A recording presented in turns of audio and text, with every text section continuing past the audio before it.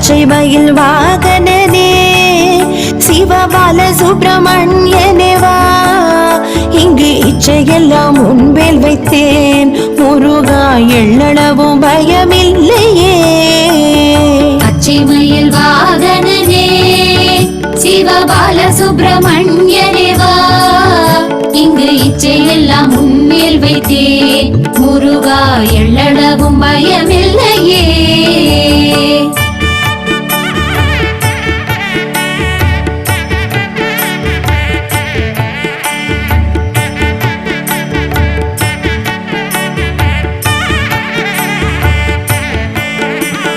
கொச்சை மொழியானாலும் உன்னை கொஞ்சி கொஞ்சி பாடிடுமே.